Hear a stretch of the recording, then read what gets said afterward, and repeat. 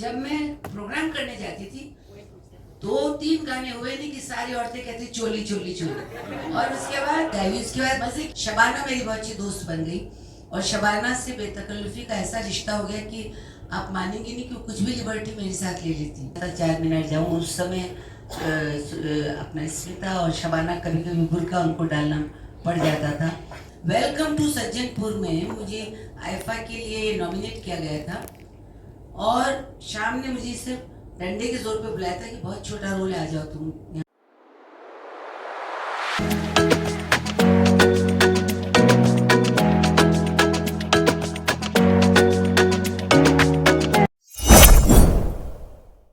Presenting a renowned singer and actress, Ila Arun's book, Parde Ke Piche. Claps. Ravana, you better clap. You're a woman show. This is a woman show, you remember. The series is conceived and designed by none other than Padma Shri Muhammad Ali Beg Sahab as a tribute to his mother and co-founder of Kader Ali Beg Theatre Foundation.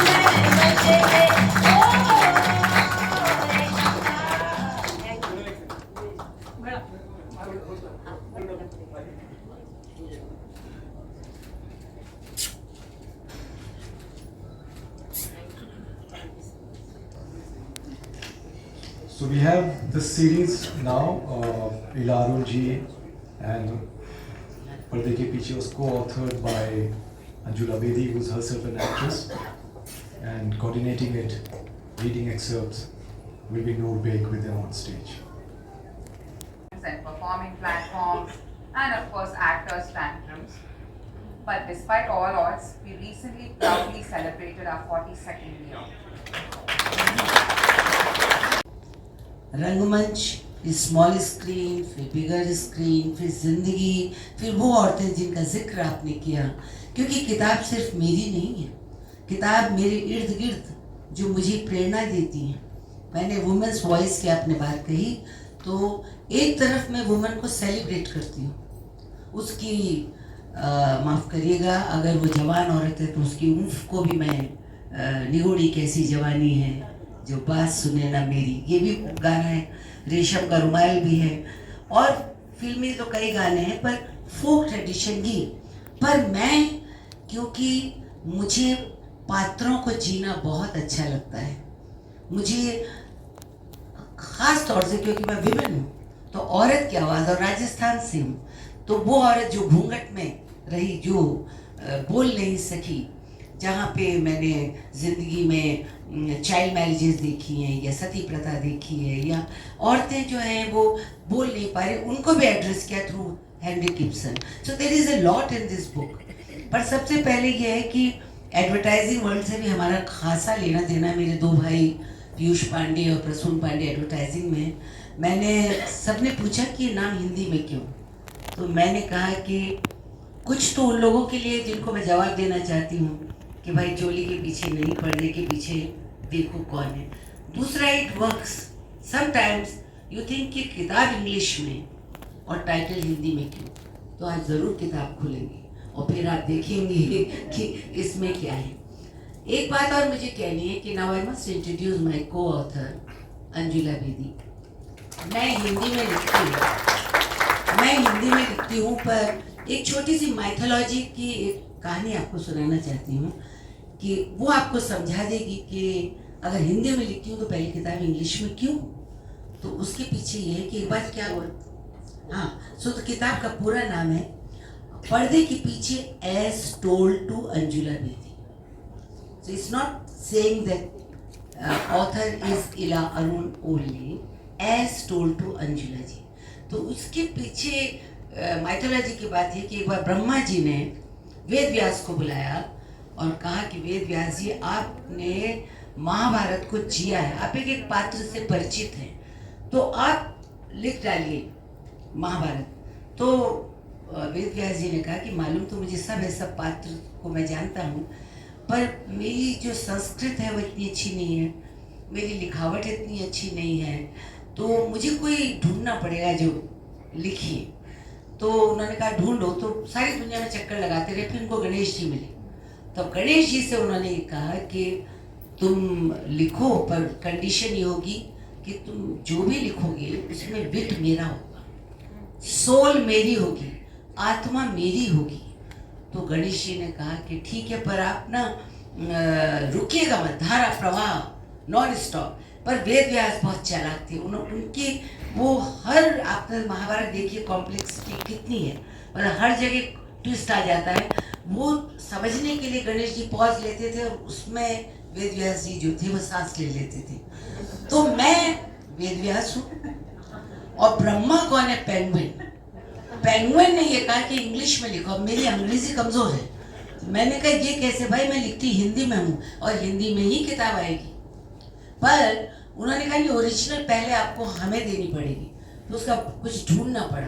So here I talk to Anjula ji, who is not only a theatre actress, co-founder of Surnai Theatre and Folk Art Foundation, and she has herself published so many books. She writes in English. तो हमारी शुरुआत एक बहुत ही बेहतरीन सुर से हुई। तो मैं चाहूँगी कि पहला चैप्टर अंजुला जी जो हैं, आपको जो उन्हें पसंद है वो पढ़ के सुनाएं, फिर मैं आगे मुझे ये कहूँगी कि देखिए किताब तो बहुत लंबी है, 40 या 42 साल तो क्रिएटिविटी के, और मेरी उम्र में बताने वाली नहीं, क्योंकि इनका नेक्स्ट चैप्टर बर्थ है, उसमें बता देगी कि क्यों नहीं मैं बताने वाली अपनी उम्र, ठीक है। पर ये है कि इसको समेटना बड़ा मुश्किल है, और मैं ये भी चाहूँगी कि सब चीज़ आज ही ना बताऊँ, फिर आप पढ़ेंगे क्या। इसलिए मैं आपको बस आपको उत्सुक करूँगी कि आप मुझे जानिए, पहचानिए, देखिए मेरी ज़िंदगी सिर्फ मेरी ही नहीं है, वो भी लोग हैं जिनके करीब मैं आई, जहाँ मिस्टर बच्चन भी आते हैं, जहाँ A.K. हंगल भी आते हैं, जहाँ मैं कम्युनिस्ट विचारधारा को भी सुनती हूँ, जहाँ बड़े बड़े लेखक भी आते हैं। तो एक व्यक्ति, मैं उन लकी लोगों में से हूँ जिसके पास कटु अनुभव कोई है ही नहीं। अच्छे लोगों की संगत में बैठेंगे तो ज़िंदगी अपने आप शेप हो जाएगी। और आज की शाम मैं मिस्टर श्याम बेनेगल को डेडिकेट करना चाहती हूँ, जो हैदराबाद के थे। हैदराबाद ने मुझे बहुत कुछ दिया है।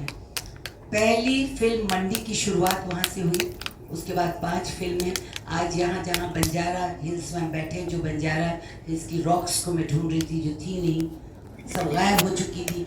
मैं पिछली बार भी रॉक कासल गई कि जाऊँ वहाँ देखूँ जहाँ हम लोग ठहरते थे, तो वो सब इस बुक में है। उसके बाद Shyam Benegal, there is a chapter which she is going to read a little bit, ode to Shyam Benegal, वो भी वो बताएंगे। तो श्याम बाबू को क्योंकि अभी कुछ ही दिन पहले वो नहीं रहे, उनको मैं याद करती हूँ और उन्हीं को समर्पित है ज़्यादा चंक वहाँ जाएगा। और फिर मैं रज़िया बेगम साहिबा को बहुत बहुत याद कर रही हूँ, क्योंकि अगेन मैं उन नसीब वाले लोगों में से हूँ जिनके 2 प्लेस उन्होंने 2 या 3 बाकायदा फ्रंट रो में बैठ के देखे, और जो भी आपने उनके बारे में बखान किया वो इसी व्यक्तित्व की मालिक थी। और उनके नाम पे अपना ये जो विमेन की सीरीज शुरू करी है, तो मैं आपकी भी बहुत बहुत शुक्रगुजार हूँ कि आपने औरतों को लेकर शी डिजर्व, और ऐसी बहुत सारी अच्छी अच्छी विमेन आने वाली। और मेरी किताब आज आपके हाथों से उनकी याद में उसका विमोचन हैदराबाद में हुआ, तो ये तो पुनर्जन्म मिलेगी, बहुत अच्छी बात। So she will be, Anjali will be, but First, I must start by saying she is the Atma, and I am the words that she has talked to me about. Ganesh ji bata nahi मुझे, but anyhow.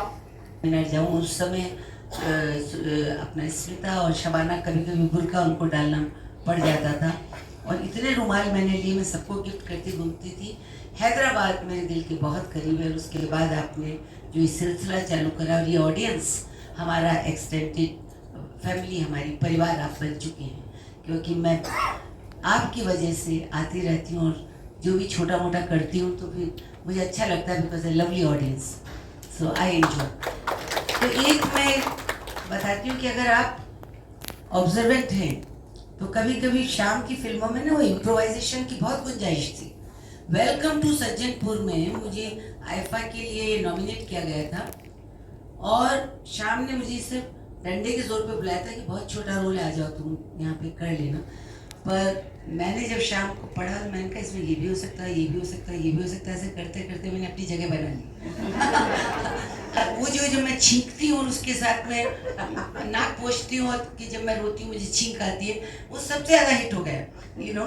सो ये gives, मतलब director ऐसे कि improvisation की वो पूरी गुंजाइश वो रखते हैं, पर ट्रस्ट आपका उनमें, उनका आप में होना चाहिए, because at the and he is a director. आपका मॉन एक्टिंग नहीं है कि आप अकेले का शो कर रहे हैं, it should fit in, you know. If you are adding तो कभी वो गाना गवा लेते थे, कभी कुछ। मैं शबाना की गाई हुई, उसके बाद शबाना मेरी बहुत अच्छी दोस्त बन गई और शबाना से बेतकल्लुफ़ी का ऐसा रिश्ता हो गया कि आप मानेंगे नहीं कि वो कुछ भी लिबर्टी मेरे साथ ले लेती। तो ये सब चीज़ें भी उसमें हैं जिसको देख के आप हंसेंगे। कि मैं एक जगह बताती हूँ कि हम पाकिस्तान गए थे तो एक कल्चरल डेलीगेशन गया था, जावेद भाई, शबाना, सब लोग गए थे। तो शबाना का अभी कल ही उनका वहाँ सुकून नाम का उन्होंने बनाया है, बहुत खूबसूरत बंगलो लोनावाला में। तो वहाँ पे जावेद भाई की 80 साल की बर्थडे थी, वहाँ मुझे बुलाया भी था, पर मैं आपके यहाँ कल आ गई। तो उसके लिए वो कारपेट खरीद रहे थे, तो शबाना लेफ्ट एंड राइट, और वो जेट एयरवेज की बोर्ड पे भी थी, तो उनको लगेज का तो कोई प्रॉब्लम था ही नहीं, जितना चाहे आप ले लीजिए, वो लिए जा रही थी और मैंने चोली करी थी। तो जो पाकिस्तान वाले लोग थे ना, वो मुझे बहुत बड़ा समझते थे। ओ माय गॉड, ईला अरुण चोली के पीछे तो बहुत होगा इनके पास, मैम आपको दिखाएं, आपको दिखाएं। अब Shabana try to be nice to me, तो ऐसी बेबाक है वो कि उन्होंने ऐसे बोले, अरे ये क्या लेगी, इनका घर बहुत छोटा है। तो मैं तो कुछ बोली नहीं, जावेद भाई ने बात को ऐसा संभाला, ये लेगी इनके पास ना 2-4 बम्बई में बहुत छोटे छोटे घर हैं। Shabana always did. एक बार ऐसे ही था, शाहबाबू की गांधी का एपिसोड था डिस्कवरी ऑफ इंडिया में, और मैं चल रही थी, वाकई में गलत चल रही थी। शबाना इज सो क्लेवर कि बिना बात के शाहबाबू को कहा कि देखिए मार्च गांधी की परेड में कितना अच्छा कर रही है, क्योंकि वो गांव से है तो वो लेफ्ट राइट जो है वो राइट की जगह लेफ्ट आ रहा है, लेफ्ट की जगह राइट आ रहा है, कितनी अच्छी बात है। He looked at her, he said, I know it, she doesn't know how to march. So मैं ऐसे ही क्या हुआ है, एक बार शबाना को मंडी में उन्होंने कहा कि क्योंकि मंडी प्रोस्टिट्यूट पे था, तो उसको यही नहीं, कॉमेडी थी, शाम की टाइम से पहले थी, समय से पहले ऐसी कॉमेडी आई थी जिसमें बहुत सी बातें कह दी गई थी। तो उसमें शबाना ने बहुत लेयर्स भी दी थी। 1-4 लाइनें मुझे याद आई हैं, और आप जो कह रही थी कि आपकी आवाज़ भारी है, आपका तो बॉलीवुड में फटाफट एंट्री हो जाएगी, क्योंकि इस समय भारी आवाज़ की कदर करते हैं, you know. So that's good. But मुझे एकदम से याद आया, शबाना गाती भी बहुत अच्छा है, तो I don't know if the words are correct, मैं कोशिश करूँ। मैं कितनी बार बोलूं तुझे, उजले कपड़े पहन को, काले कपड़े पहन को, ये है ना। मैं कितनी बार बोलूं तुझे, उजले कपड़े पहन को, काले कपड़े पहन को, मेरे दम से तू सुहागन, सर से पांव तलक का सावन, देख सुकून नहीं कतना, दिल को मेरे छेड़न को, काला कपड़ा पहनून को, उजला कपड़ा पहनून को। और ये प्रोस्टिट्यूट्स में इतना अच्छा जाता था, when she was making her hair, she was just singing, और मुझे वो छू गया। तू सदा सब्ज परी रहे, जोड़ी हरी भरी रहे, 4 दिन की चांदनी है, चटक कपड़े पहनो नको, काले कपड़े पहनो नको. So here, thanks to Hyderabad and thanks to my Shyam Babu and Shabana and everybody. Any other question you can ask? I wanted to also add that we have a connection to late Shyam Benegal, whom you call Shyam Mama. Shyam माँ, because कल्पना लाजमी गुरुदत्त की वो थी, श्याम बाबू गुरुदत्त के cousin थे और वो भांजी थे, तो साउथ में या स्पेशली उनके यहाँ माम कहते थे, तो मैं उनको श्याम मामी कहती हूँ. और उससे आपने जो बात कल बताई थी वो बेहद खूबसूरत है. देखिए कनेक्शन कैसे लौट के आते हैं कि इनके वालिद ने एक ही फिल्म में एक्टिंग करी है और वो भी श्याम बाबू की, अंकुर, जहाँ वो जमींदार के वालिद बने थे, है ना, अनंतनाग के वालिद बने थे. तो कहीं ना कहीं ये जो हैदराबाद है ना, वो मतलब समझिए मेरे इर्द गिर्द नहीं, मैं उसमें डूब चुकी हूँ. जी. There's a very interesting. आप ना, ये यादों का सिलसिला है, मेरी जैसी खो गई तो रात भर अखंड लीला की यादें चलेंगी. आप ऐसे टाइम अप कर देना प्लीज, ठीक है? हाँ बताइए. There was something very romantic here that I read. I am very romantic. Yes, and this is something I wanted to ask you about. The poetic way that both of you have brought this particular important aspect of Vilaji's life alive. Suddenly he entered my life, a stranger from across the seven seas. I, a child of the desert, was like a doe, thirsty, searching for water, searching for true love. I followed a mirage in the desert, a recurring dream that took me beyond my ordinary life, searching for words for my thoughts, poetic words of romance and beauty. When the stranger crept into my life, I was obsessed by him without ever having set eyes on him. Who was this man? A simple, short man with a tall vision, a Norwegian called Henrik Ibsen. आपने reveal क्यों करा?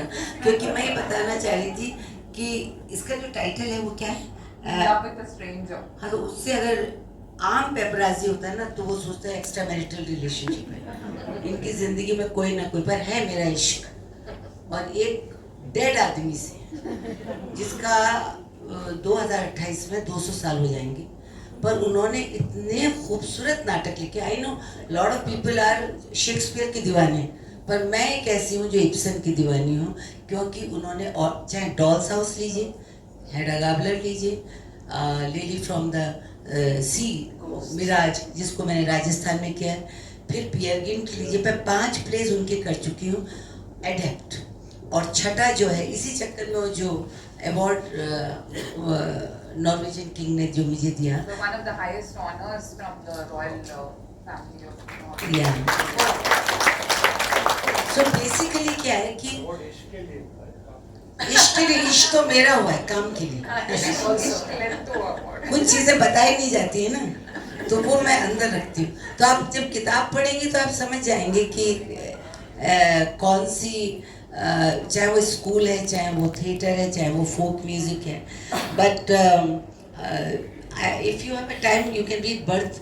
आपने माँ की एक बात कही थी, तो आज बड़ा एक कॉमन चीज़ ये निकला कि मेरी आधी किताब हेर फेर की मम्मी बीच में आ जाती है. Notice that, yes. हेर फेर के, क्योंकि एक वो ऐसी 8वीं पास महिला थी जिन्होंने विमल मित्र की सारी चीज़ें पढ़ी, शरद चंद्र पढ़ी, हरिवंश राय बच्चन पढ़ा है, जिनके डिस्कशन में चाहे वो स्पोर्ट्स हो, चाहे वो लिटरेचर हो, चाहे कोई भी हो, मदर फादर 5 बजे वो, मैं उनकी बातों से ही उठती थी.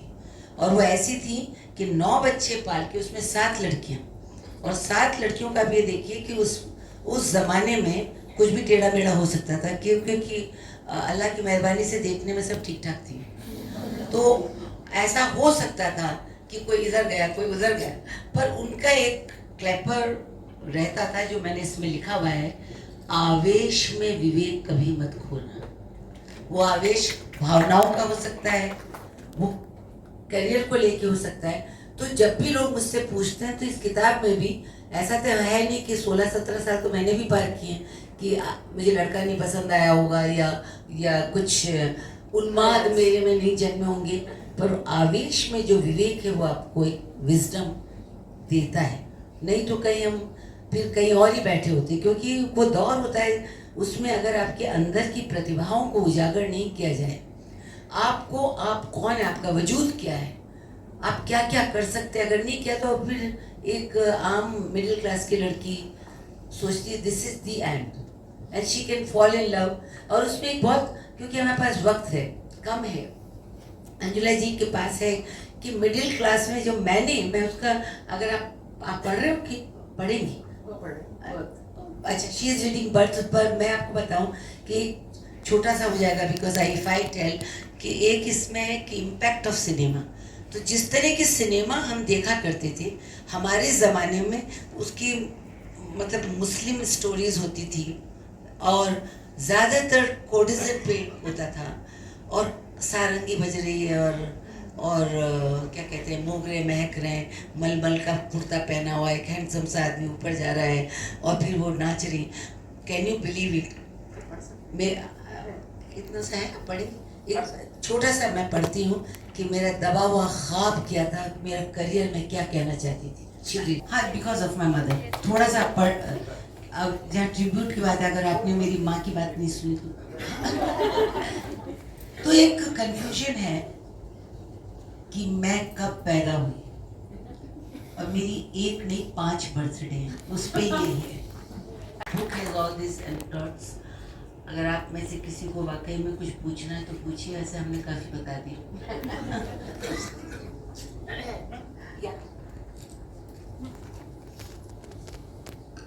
You have led a very varied and interesting life.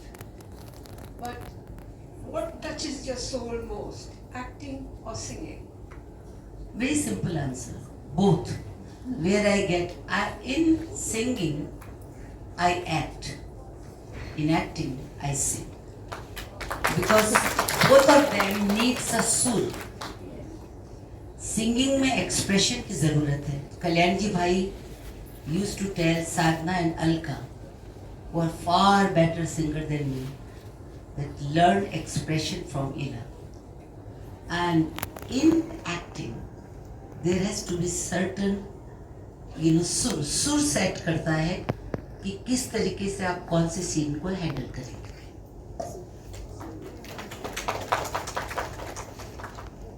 That's all.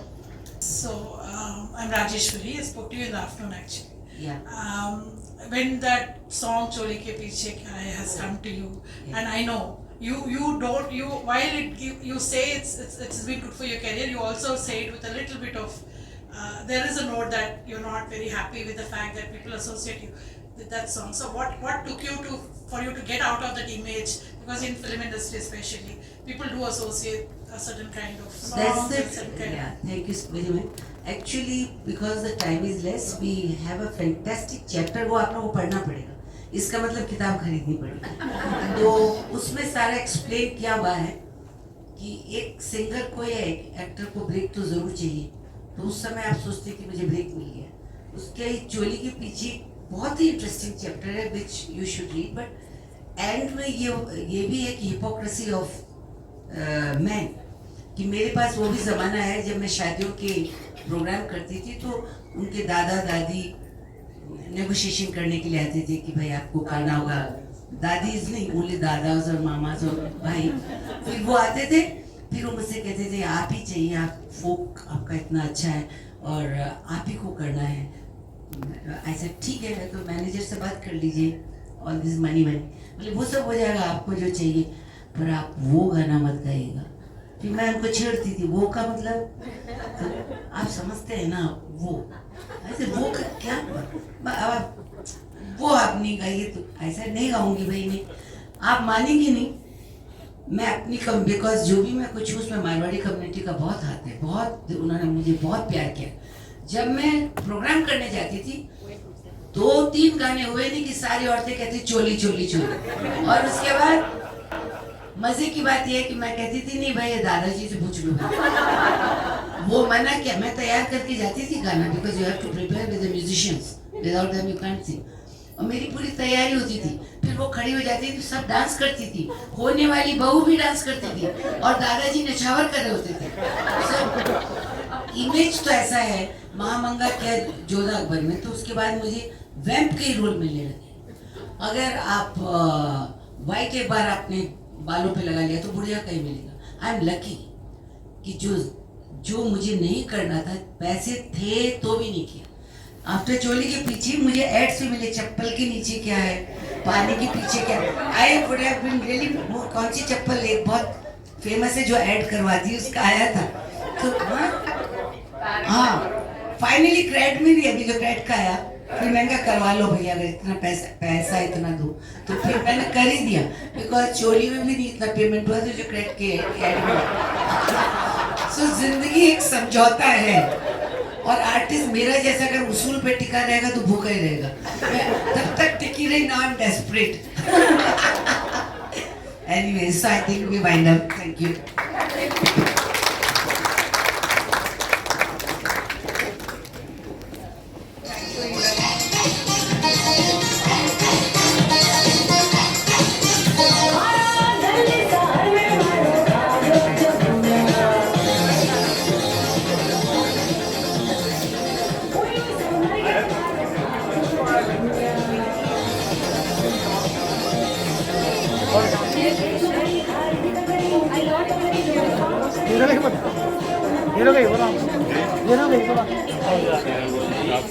अच्छा नहीं, जल्दी आना तो 6 बजे, वो भी पूरा होगा एक्सप्रेस। और 6 बजे चालू था वो, अब लेट हो गए। नहीं लेट हो गए।